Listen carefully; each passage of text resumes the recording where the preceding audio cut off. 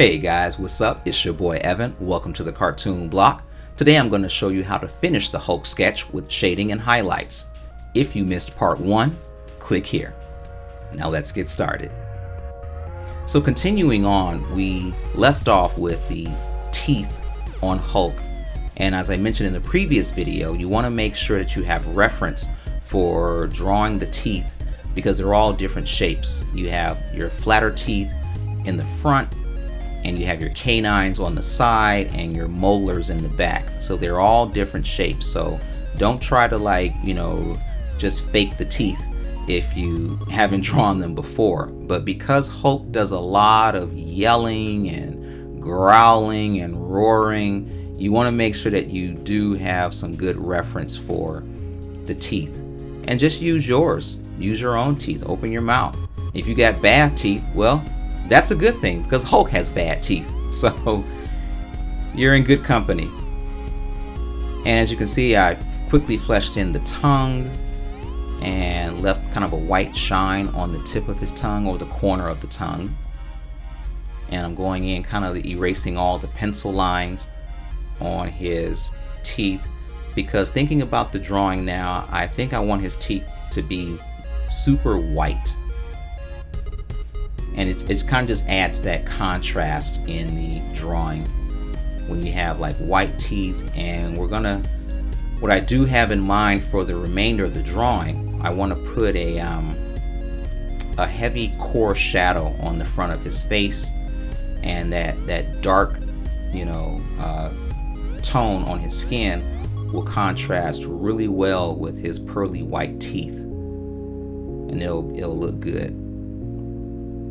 And the more I fleshing out the teeth, I know what lines I want to keep and what lines I don't want to keep, and to kind of just going in and putting a few rendering lines on the outer part of his teeth, the ones that are furthest from us, and they may not catch that much light, so they're going to be in shadow. And providing this shadow helps give the illusion that, once again, it's the depth perception that you want to have in your drawings, and that's your job as the artist to convey that, because you're drawing on a flat surface. And now moving up to his eyes, we want to go ahead and add in bags under his eyes.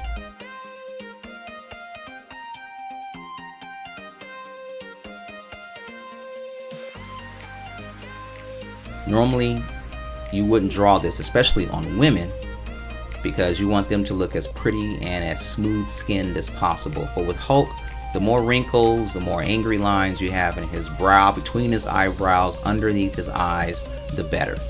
Because the uglier he is, the more convincing and the better looking Hulk he is. Now, I like to use my plastic 3D head sculpt when I'm about to put lighting in there. I can see where shadow falls on the figure, on the head, and where it's looking the best.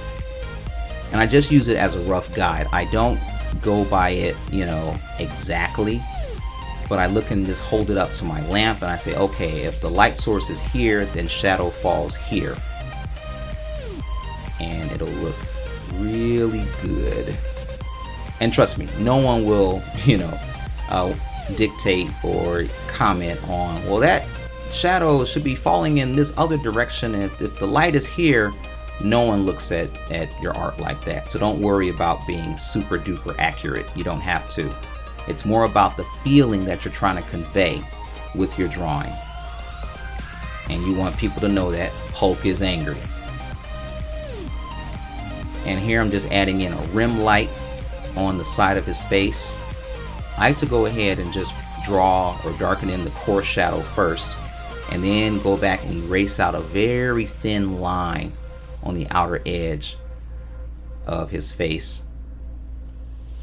And it's a very stark contrast, and it pops more off the page. It just provides a more dramatic feel to the look of it. Not every artist does this, but I like to do it myself. It's just my own personal thing that I like to put on my artwork. And as far as the rim light, The very first artist to do this or to make it popular was Michelangelo. That's the biggest thing that Michelangelo is known for when it comes to the art world, was putting this in his paintings.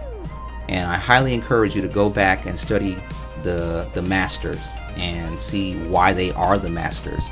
And these guys didn't have, like, you know, all the digital technology that we have today with the all the corrections that we can make. We can go in Photoshop and go back, you know, 100 steps or more in our artwork. They didn't have that. So they had charcoal and paper and their paints. When it was on there, it was on there.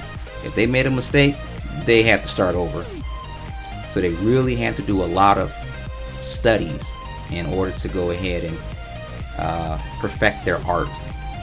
And to this day, you know, all the great artists still study them. All the Ninja Turtles, Donatello, Michelangelo, Leonardo, and who's the other one? I forgot his name. Raphael, there we go, man, Raphael. Did somebody whisper to me? Or am I hearing things? Alright then, so yeah, so getting his hairline down here, I wasn't quite happy with that earlier in the drawing, so now I want to go ahead and kind of just fine tune that. And kind of get the shines in his hair. So notice I have the shadow, the darker shadowed areas closest to the roots of his hair, and then as we get further away, the light hits him from above. So above he would have the highlights on his hair. And then kind of just fleshing in some quick neck muscles, the sternomastoid muscle. I don't know why that muscle has such a long name. It's like, was that totally necessary? You know, I don't think it was. And now putting in his shoulders off on the side here. And don't make the mistake that a lot of artists do when drawing your headshots, you know, on paper. When you get to the edge, they tend to try to squeeze the body, you know, in there, and don't try and do that. It looks so bad. Just go ahead and draw the figure. If the figure is supposed to be off the page, then it's supposed to be off the page. So be it. You don't have to worry about trying to like squeeze in his pec muscles on the page.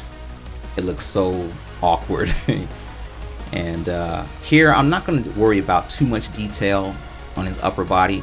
I just want to put in his clavicle muscles here, or his collarbone, and just show some shadow. His head is casting a shadow down below his neck, going down to his collarbone, so we don't see too much anyway, any detail.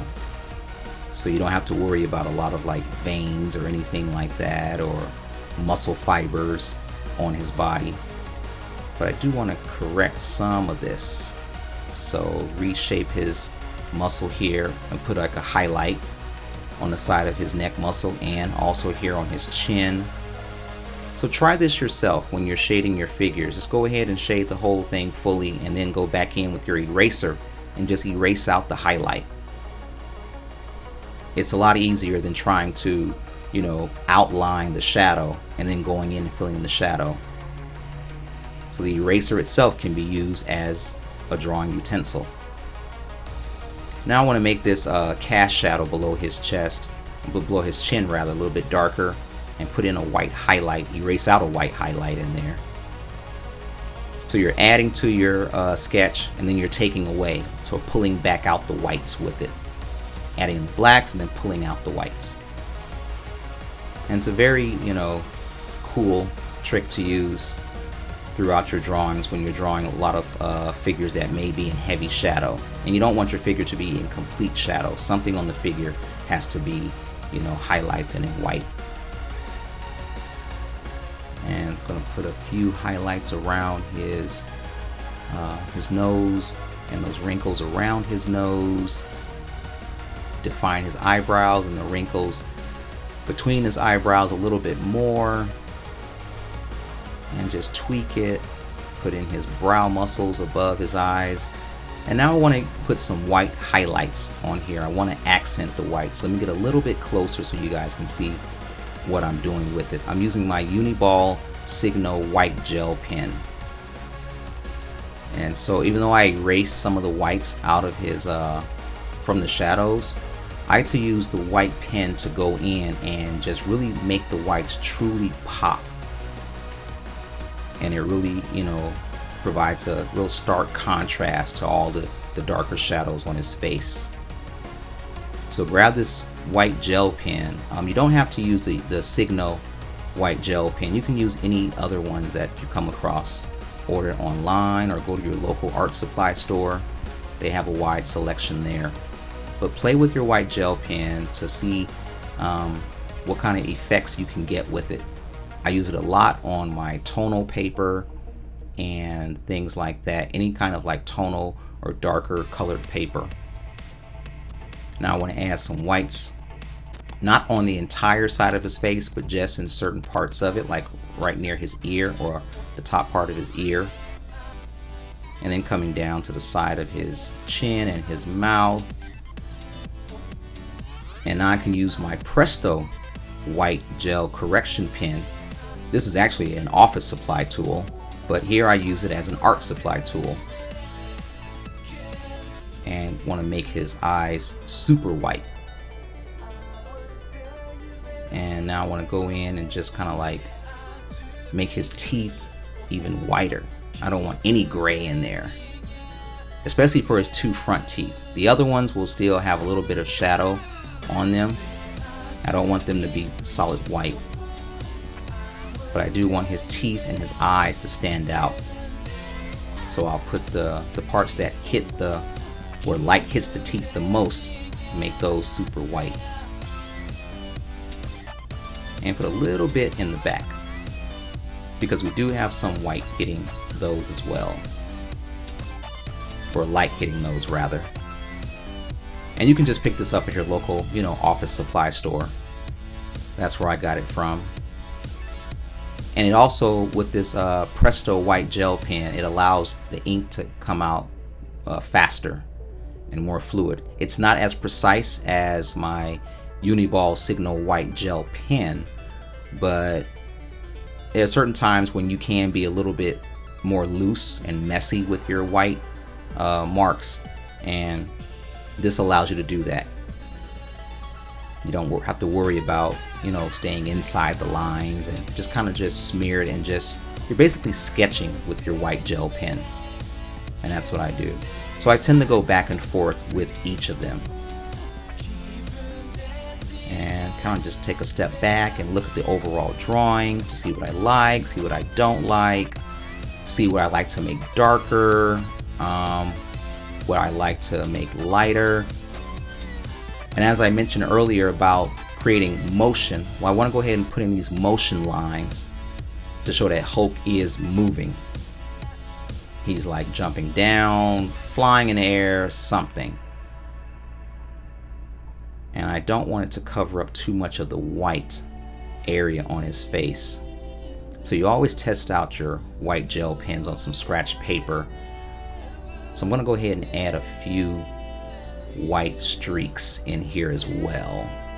And it further adds to that whole kinetic energy, and it makes your drawings come alive. Especially when you see the white streaks on the actual dark core shadows, the darker parts of him as well. And that contrast just stands out, and it captures the eye even more, and just makes the drawing feel that much more dynamic. And then I'll go ahead and darken in the edges of the shadows on his face down here. And it's more of just a process of building the drawing to see what you like and see how it looks. And I think we're just about done with this sketch. And always keep in mind, you don't want to, go overboard with your drawings. Overkill can kill a drawing. There is a time when you need to just stop. So you don't want to do too much tweaking and editing and adjusting to it and revising, because you can just overdo it, and that won't be good for anyone, not you or your audience. So I think we're looking good here.